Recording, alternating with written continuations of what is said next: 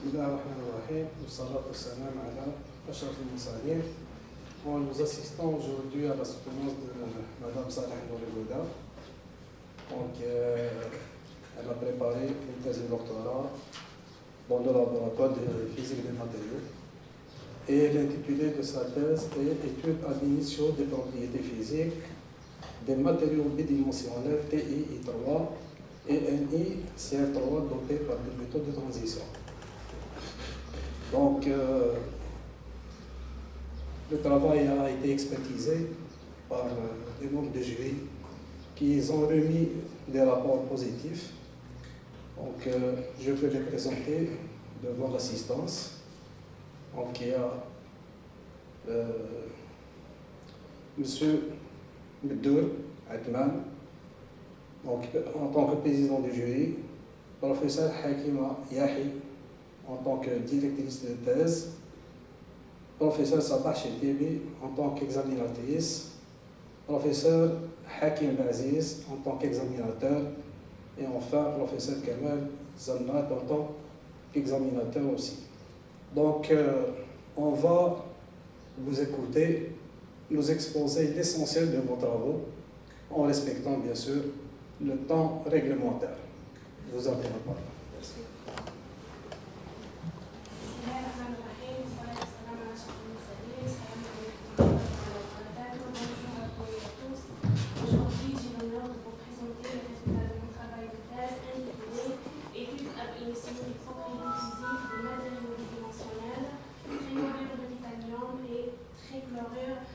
De nickel dopé par des métaux de transition. Avant de commencer, je tiens tout d'abord à remercier chaleureusement les membres du jury qui ont consacré du temps à évaluer mon travail. Merci à professeur émérite Mdour pour avoir accepté de présider cette soutenance. Un grand merci à professeur Chetibi, professeur Baziz et professeur Zanad pour avoir accepté d'examiner ce travail. Et je remercie également mon encadrante, professeur Yahi, pour leur soutien, leur conseil avisé et leur accompagnement tout au long de mon parcours de doctorat. Mon objectif aujourd'hui est de vous présenter les résultats de mon travail de thèse.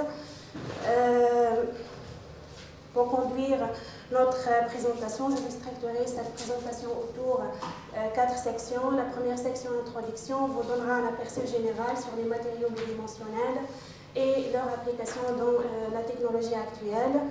Puis la deuxième section est dédiée aux méthodes de calcul où je vais présenter les différentes approximations et méthodologies que nous avons utilisées pour conduire notre étude.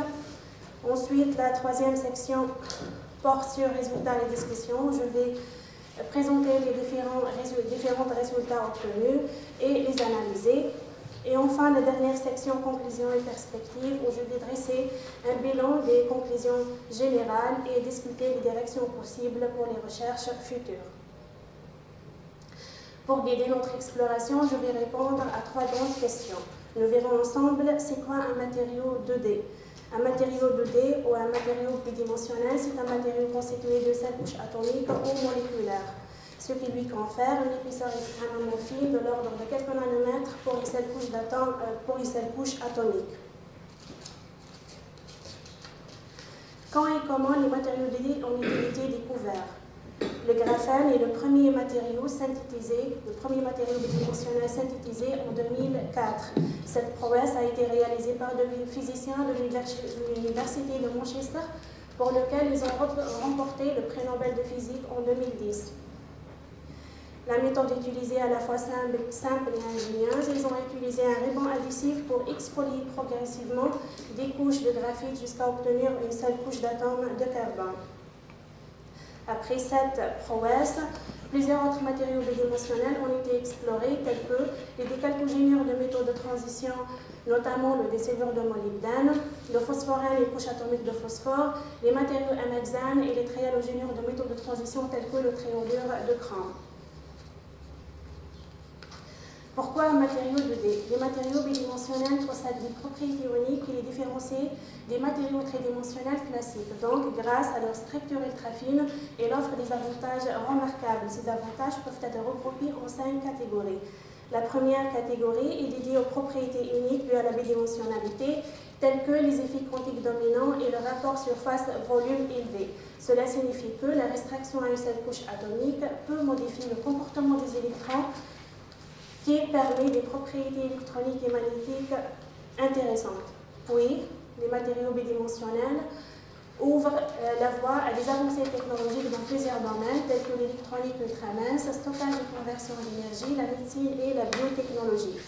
Ensuite, les matériaux bidimensionnels se distinguent par des performances exceptionnelles supérieures à celles des matériaux tridimensionnels, tels que une résistance mécanique élevée, la conductivité thermique et électrique intéressante et la transparence optique.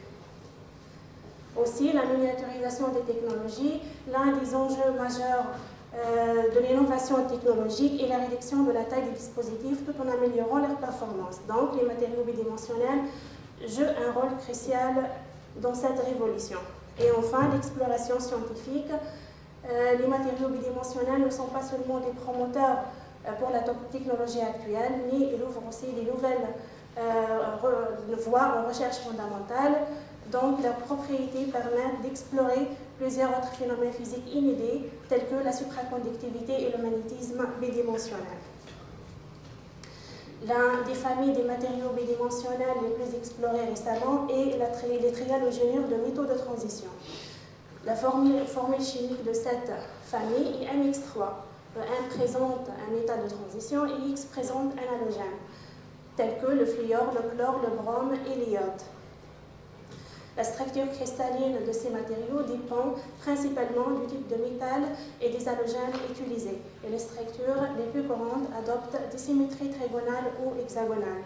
Et les couches sont liées entre eux par des interactions faibles de Van der Waals. Parmi les propriétés les plus remarquables dans ces matériaux, le magnétisme. Ils ont un magnétisme intrinsèque stabilisé par des anisotropies magnétiques dues au couplage spin-orbite. Ils peuvent aussi présenter différentes phases magnétiques.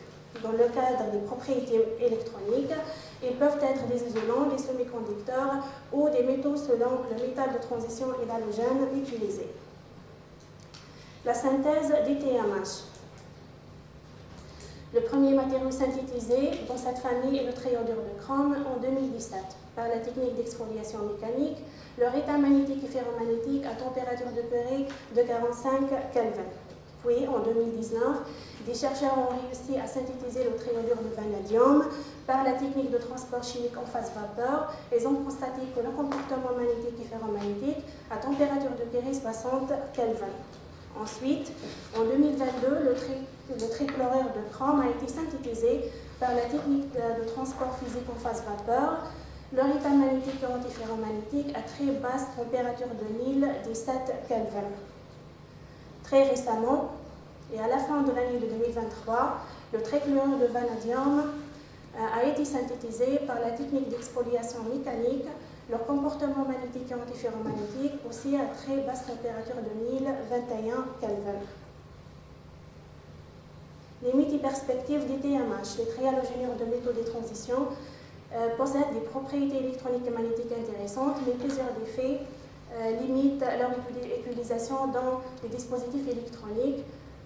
Parmi ces limites, dans le cadre des propriétés magnétiques, les températures de transition sont très faibles, la dépendance à la dimensionnalité et la stabilité magnétique. Dans le cadre des propriétés électroniques, les bandes de gap sont très limitées et les mobilités de charge sont réduites.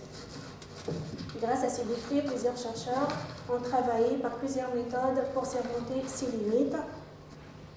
Dans le cadre de notre étude, vous mentionnez ici la modification chimique par dopage ou ajustement des compositions pour augmenter les températures critiques et améliorer la stabilité magnétique.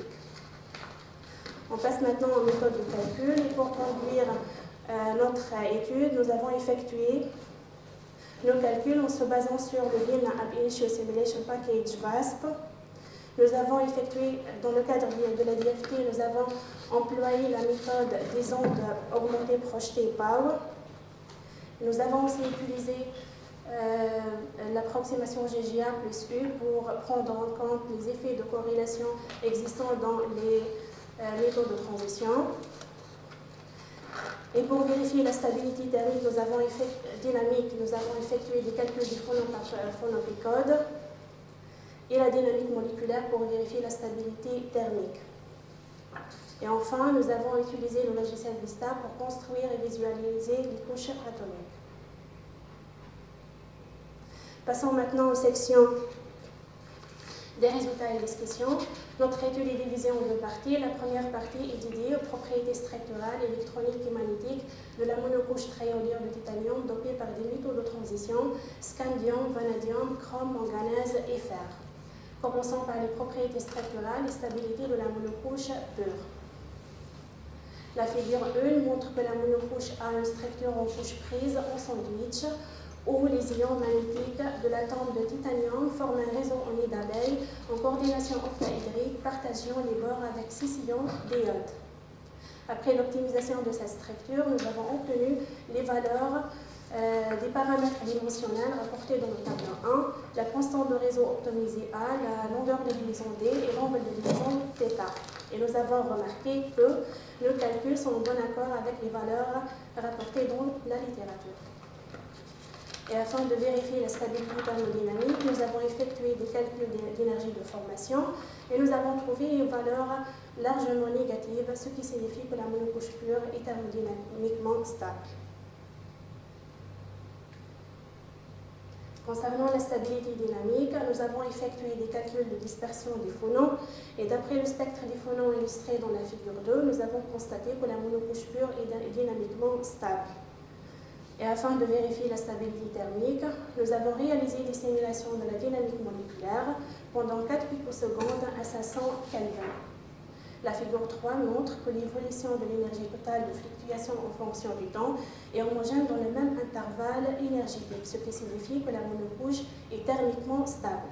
Et après le processus de chauffage cellulaire, la structure cristalline conserve leur configuration hexagonale initiale avec seulement de légères déformations locaux. Passons maintenant aux propriétés électroniques et magnétiques de la monocouche pure. Et concernant les propriétés électroniques, et pour connaître la nature de la monocouche, nous avons effectué des calculs de structure de bande et des densités d'état partielles et totales polarisées en spin.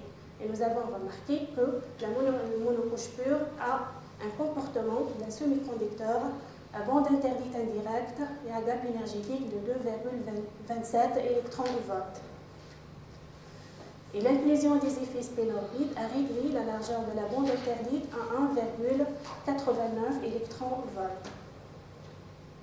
Concernant les propriétés magnétiques de la monocouche, la stabilité ferromagnétique a été confirmée et le moment magnétique total est de 2 magnétons de bord par cellule unitaire et de 0,307 magnétons de bord par atome de titanium. La température du cuiré a été vérifiée à l'aide de la simulation Monte Carlo et nous avons trouvé une valeur de 16,4 Kelvin, ce qui n'est pas loin de la valeur de 9 Kelvin obtenue dans la littérature.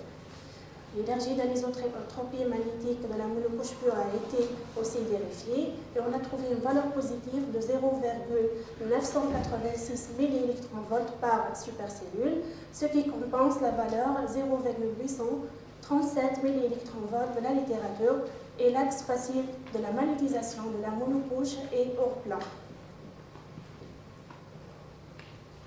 Passons maintenant aux propriétés structurales et stabilité des monocouches dopées en métaux de transition. Les monocouches dopées en métaux de transition sont constituées de supercellules de 2x2x1 contenant 7 atomes de titanium, 24 atomes de l'atome d'iode et un atome d'un métal de transition.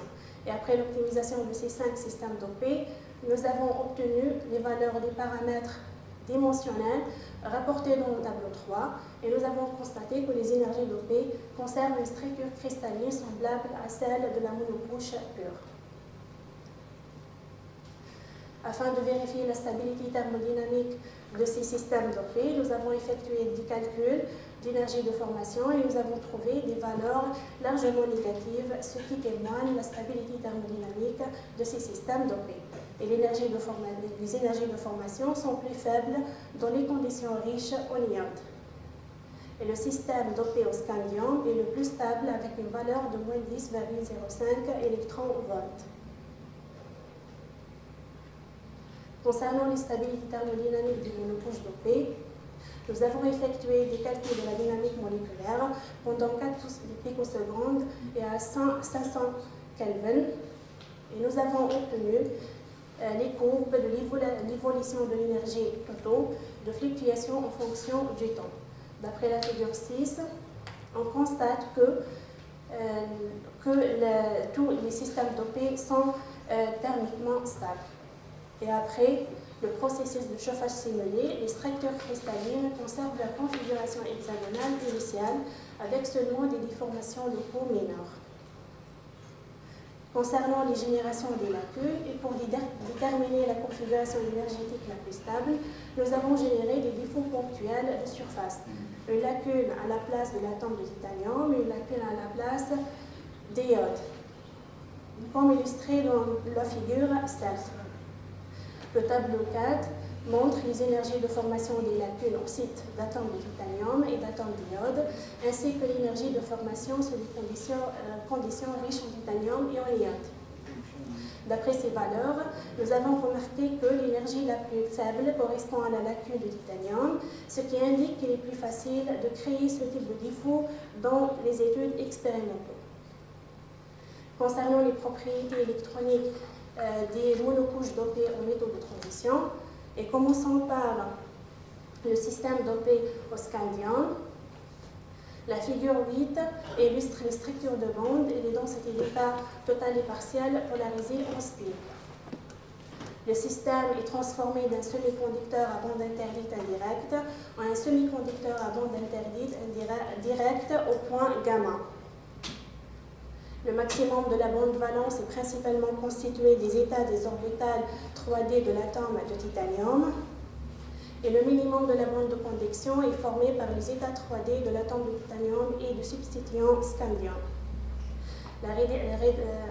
L'inclusion des effets couplage spin-orbite a diminué légèrement la valeur de la bande interdite de 2,22 électronvolts à 1,90 électronvolts.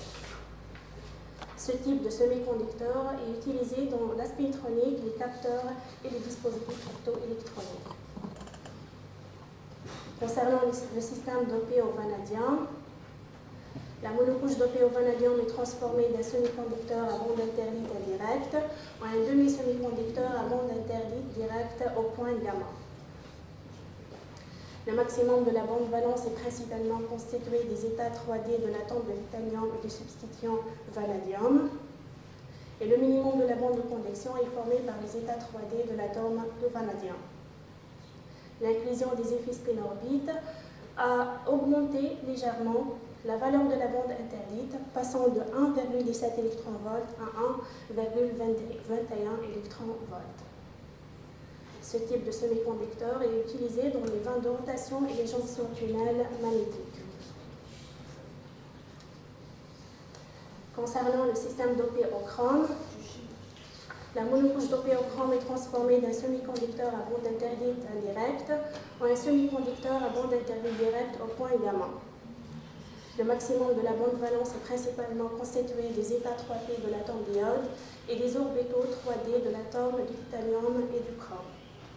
Le minimum de la bande de conduction est formé par les états 3D de l'atome du chrome, et l'inclusion de l'effet de couplage spin-orbite a augmenté légèrement la valeur de la bande interdite de 1,42 électronvolts à 1,58 électronvolts.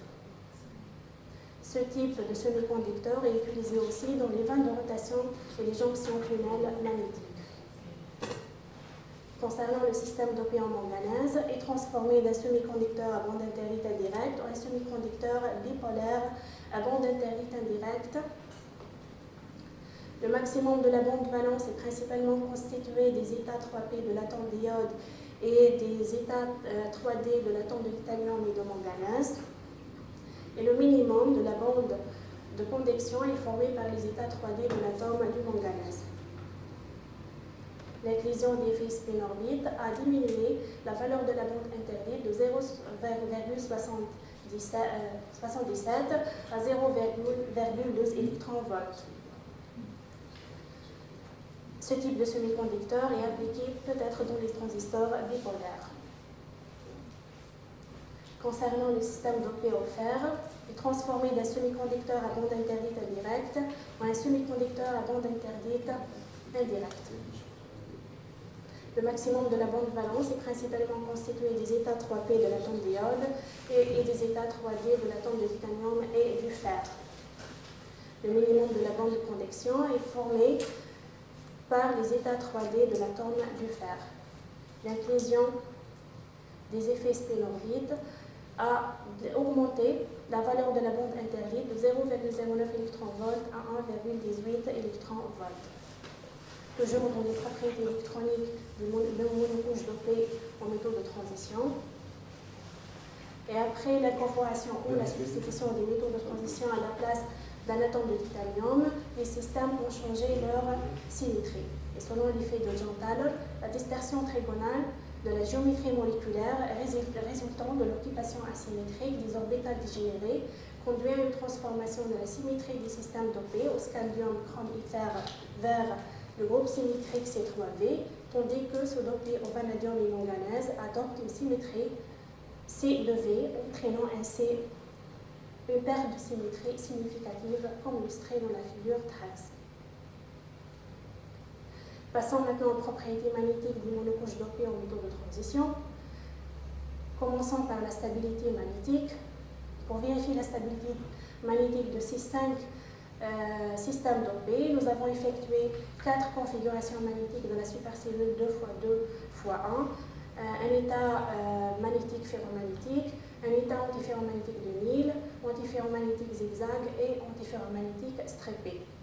Et après le calcul de la différence d'énergie des 4 configurations magnétiques, nous avons constaté que l'état magnétique fondamental de ces systèmes est de nature ferromagnétique.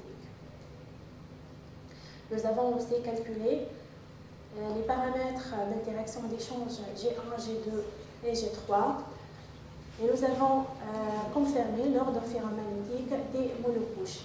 Et nous avons aussi remarqué que l'interaction super-échange dans les systèmes dopés au scandium, chrome et fer est plus forte que dans ceux dopés au manganèse et au vanadium, ce qui conduit à un couplage ferromagnétique plus intense.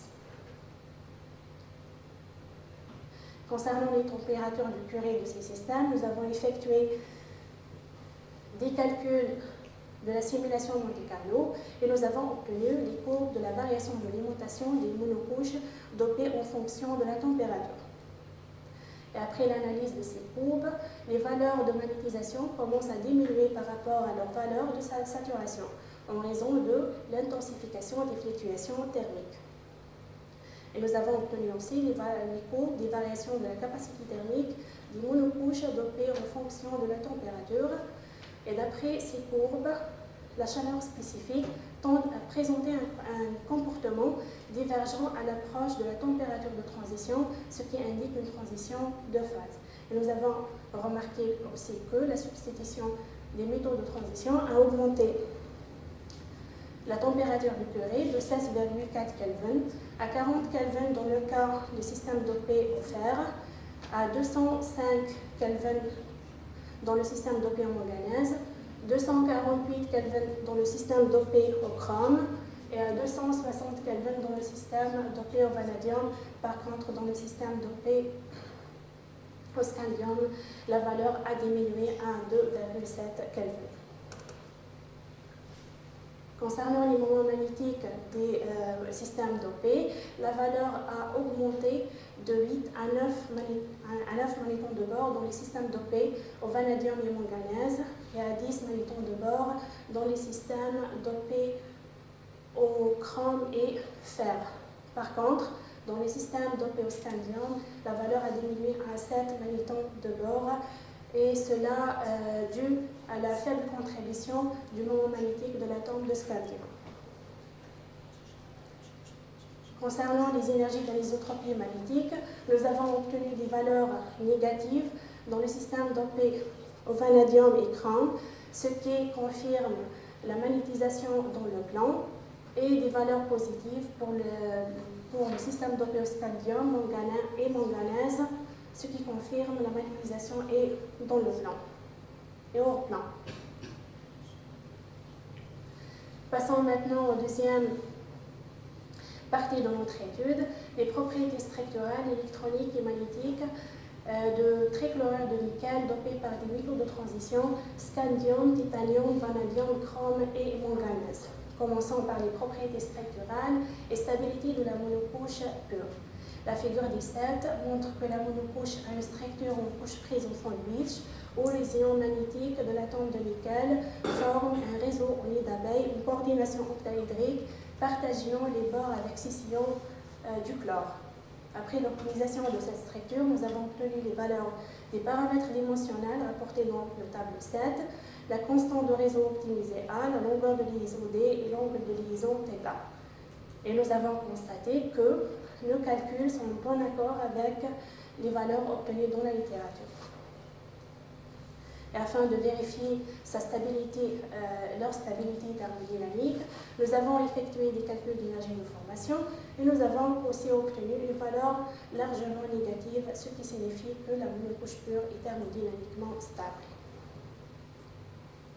Passons maintenant aux propriétés électroniques et magnétiques de la monocouche pure. Concernant les propriétés électroniques et pour connaître la nature de cette monocouche, nous avons effectué des calculs de structure de bande et de densité d'état total et partiel polarisé en spin. Et nous avons remarqué que la monocouche a un comportement d'un demi-métal de Dirac. L'inclusion des effets spin-orbite a élargi la bande interdite de 0 à 6 millélectronvolts. Concernant les propriétés magnétiques de la monocouche pure, la stabilité ferromagnétique a été confirmée. Le moment magnétique total est de 2 magnétons de bord et de 1,26 magnétons de bord par atome de nickel.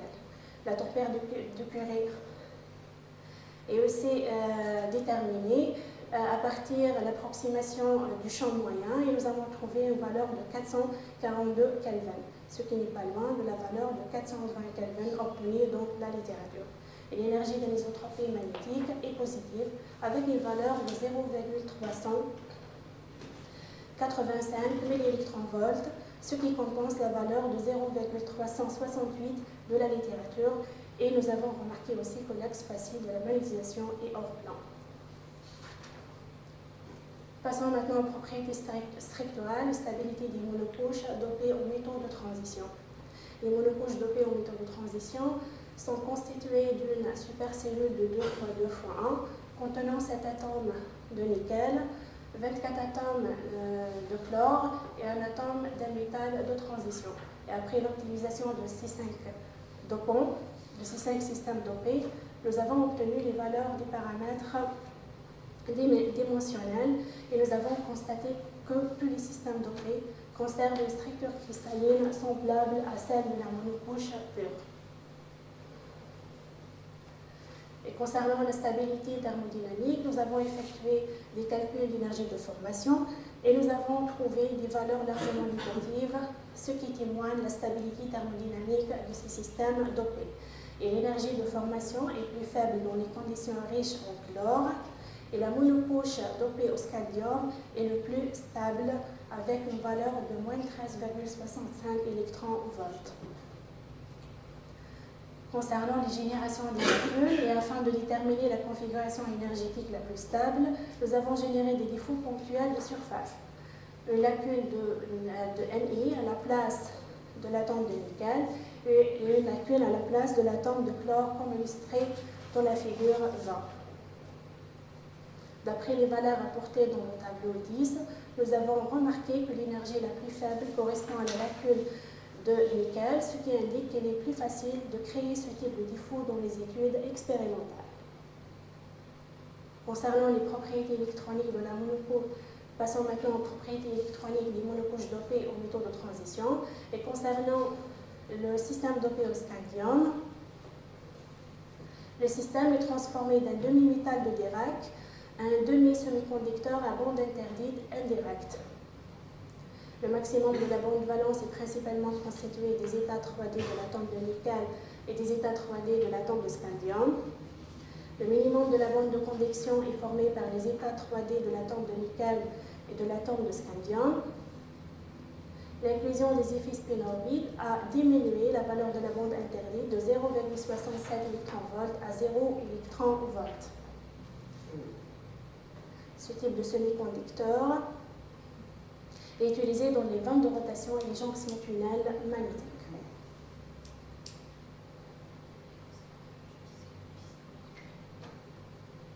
Concernant le système dopé au titanium, le système est transformé d'un demi-métal de Dirac à un demi-semi-conducteur à bande interdite directe, au point M. Le maximum de la bande valence est principalement constitué des états 3D de l'atome de nickel et 3P de l'atome chlore. Le minimum de la bande de conduction est formé par les états 3D de l'atome de nickel et du substituant titanium. L'inclusion de l'effet spénorbite a diminué la valeur de la bande interdite de 0,35 électronvolts à 0,30 électronvolts. Ce type de semi-conducteur peut être utilisé dans les vannes de rotation et les jonctions tunnels magnétiques. Concernant le système dopé au vanadium, est transformé d'un demi-métal de Dirac à un demi-semi-conducteur à bande interdite directe au point gamma. Le maximum de la bande valence est principalement constitué des états 3D de vanadium, 3D de nickel et 3P du chlore. Le minimum de la bande de conduction est formé par les états 3D de l'atome de nickel et du vanadium. L'inclusion des effets spénorbites a diminué la valeur de la bande interdite de 0,35 électronvolts à 0,31 électronvolts. Ce type de semi-conducteur est utilisé dans les vannes de rotation et les jonctions tunnels magnétiques. Concernant le système dopé au chrome, est transformé d'un demi-métal de Dirac à un semi-conducteur bipolaire à bande interdite indirecte. Le maximum de la bande valence est principalement constitué des états 3D de l'atome de titanium et 3P de l'atome de chlore. Et le minimum de la bande de conduction est formé par les états 3D de l'atome de nickel et du substituant chrome. L'inclusion des effets spénorbites a augmenté la valeur de la bande interdite de 0,35 électronvolts à 0,75 électronvolts. Ce type de semi-conducteur est utilisé dans les transistors bipolaires. Et enfin, pour le système dopé en manganèse, est transformé d'un demi-métal de Dirac à un semi-conducteur bipolaire à bande interdite indirecte. Le minimum de la bande valence est principalement constitué des états 3D de l'atome du manganèse, 3T de nickel et 3P de l'atome de chlore. Et le minimum de la bande de conduction est formé par les états 3D de l'atome de nickel et du manganèse. L'inclusion des effets spénorbites a augmenté la valeur de la bande interdite de 0,20 électronvolts à 0,33 électronvolts. Ce type de semi-conducteur est aussi utilisé dans les transistors bipolaires. Passons maintenant aux propriétés magnétiques des monocouches dopées au métaux de transition. Et concernant la stabilité magnétique, nous avons effectué les calculs des 4 configurations magnétiques de la supercellule 2x2x1. Et après le calcul de la différence d'énergie ΔE des 4 configurations magnétiques, nous avons remarqué que l'état magnétique fondamental est de nature ferromagnétique. Concernant les moments magnétiques de ces systèmes, le moment magnétique total a augmenté de 8 à 9 magnétons de bord pour les systèmes dopés au titanium et à 10 magnétons de bord pour les systèmes dopés au vanadium, à 15 magnétons de bord pour les systèmes dopés au chrome et à 14 magnétons de bord pour les systèmes dopés en manganèse. Concernant les énergies d'anisotropie magnétique, nous avons obtenu des valeurs négatives pour les systèmes dopés titanium, vanadium et manganèse, et des valeurs positives pour les systèmes dopés scandium et chrome. Concernant les températures du curé, nous avons constaté que la valeur a augmenté d'après l'introduction des métaux de transition. Passons maintenant aux conclusions et perspectives. Le dopage substitutionnel par les métaux de transition transforme radicalement les propriétés structurales, électroniques et magnétiques de la monocouche triiodure de titanium et trichlorure de nickel, offrant des améliorations significatives. Aussi, tous les systèmes monocouches dopés avec des métaux de transition montrent une stabilité thermodynamique remarquable dans des conditions riches en halogène. Ensuite, les monocouches triiodure de titanium dopées aux métaux de transition exhibitent également une stabilité thermique élevée, suggérant un grand potentiel pour la synthèse expérimentale. L'introduction des métaux de transition entraîne des modifications profondes des gaps énergétiques, redéfinissent ainsi les structures électroniques de ces matériaux. Ces changements ouvrent la voie à des configurations électroniques idéales pour des applications spintroniques dans les deux systèmes monocouches dopés. Et enfin, l'amélioration de la stabilité ferromagnétique de la température du purée et de l'énergie d'anisotropie magnétique, particulièrement marquée dans les monocouches dopées en manganèse, montre un avenir promoteur pour les applications spintroniques. Pour les perspectives, dans un premier temps, nous prévoyons de vérifier la stabilité dynamique et thermique de la monocouche trichlorure de nickel dopée avec des métaux de transition 3D, ainsi que déterminer les températures du purée par le biais de simulation de Monte-Carlo. Aussi, nous explorerons également l'impact d'autres métaux de transition et de terres rares. Des investigations plus approfondies seront menées sur les propriétés thermodynamiques et dynamiques, notamment les transitions de phase sous différentes conditions de température et de pression. Et enfin, les études supplémentaires se concentreront sur l'optimisation de ces conditions afin de maximiser la stabilité et les propriétés souhaitées des matériaux.